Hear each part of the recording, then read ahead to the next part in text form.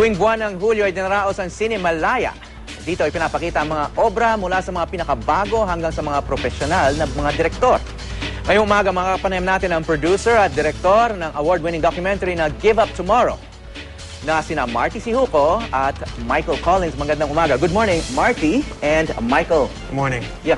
I just want to say to our kapuso na napanood ko itong pelikula ninyo noong weekend sa Cultural Center of the Philippines, and it was given a standing ovation. And there was almost an hour long, or maybe more than an hour of questions. I don't think anyone left. Even after the film, there was a lot of interest in what this is all about. And it's not a pleasant topic. It's about a crime, and what you say was a wrongful conviction of, what, 7 young men? Mm-hmm. Yeah, that's right. Yes. Were you surprised by the reception that Filipino audiences have been giving this film? Very surprised and overwhelmed, overcome with emotion. We premiered about a year ago at the Tribeca Film Festival in New York, and since then we've been traveling around the world at different festivals and waiting for the opportunity to bring the film home to the Philippines. All right, we just need to disclose that you are related to the main character in the film, Paco Larrañaga. Your brother is married to his sister. No, my brother's married to Paco's sister Mimi. Exactly. Yeah. Yes. I guess that's what sparked your original interest in this. Absolutely. I saw firsthand what was happening. The injustice that started when he was first illegally arrested in 1997, and that continued until his death sentence that was brought down by the Supreme Court in 2004. When that happened, I was living in New York at the time, and I was stunned that it had gone this far and that the Supreme Court had given him the death sentence.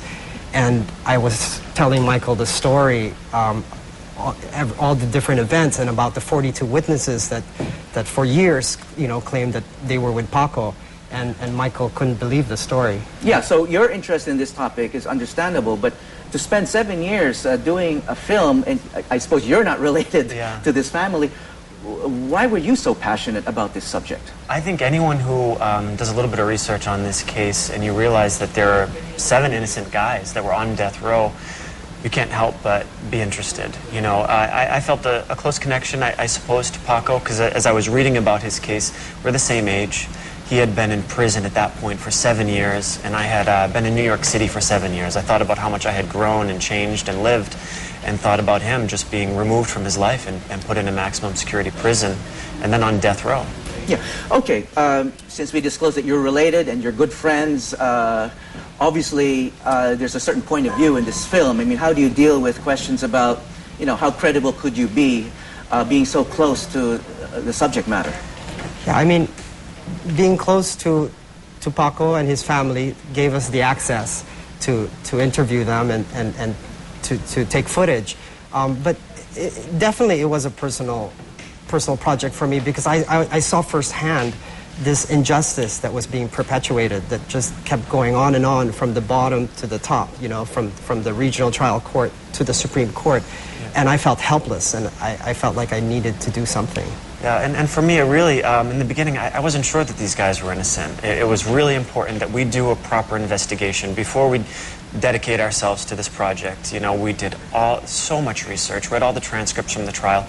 I flew out to California, where 2 of Paco's 42 witnesses were living at the time, and did an initial interview with them. And this process took 7 years. Yeah, it took about 7 years. Why did it have to take 7 years? I mean, people make documentaries in the Philippines, and taking that long to produce one is kind of unheard of. First of all, it probably costs a lot of money to do something for that long. Yeah. But why did it take so long to produce this? Well, partly because the story kept going on and on. I mean, when we started shooting, it was 2004. The story had been going on for 7 years at that point, and then continued for. And one of your primary interviewees, Paco's sister Mimi, I mean, visibly gets older in the film. I suppose there was that much of the interviews took place much earlier. Yeah. And then, I noticed that she was a bit older towards the end of the film. Yeah, that's right. And it's such a big story. It's so complicated, and there are so many people involved. There are so many sides to this story.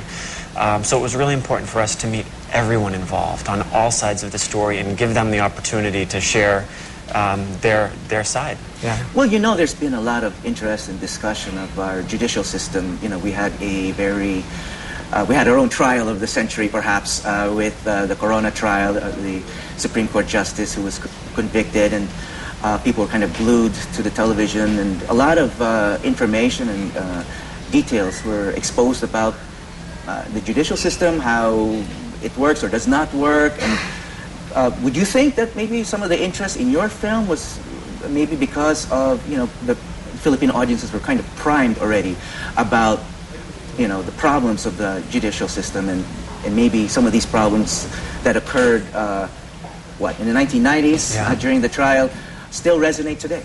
Exactly. I think the time is ripe now because everybody's looking for judicial reform.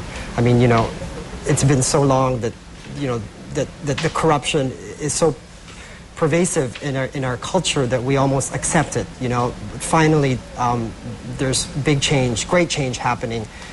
So I think maybe that's why our film is resonating. So what kind of problems in the judiciary that you were able to identify in the course of doing your documentary that you think are kind of common? Or, of course, it's a pretty unique case, but at the same time, I'm sure there are certain elements in the trial and the way the judiciary conducted itself in this case that other cases could learn from, or other people could learn from? Yeah, I mean, this is not a unique case, unfortunately. This kind of thing is happening all over the world. You know, and there are many different problems. You know, one being an eyewitness testimony, you know, having the most weight in the whole case. Someone who underwent an interrogation. In the U.S. now, these interrogations aren't admissible in court unless they're videotaped. You know, there was a lot of his cellmates were saying that he was tortured.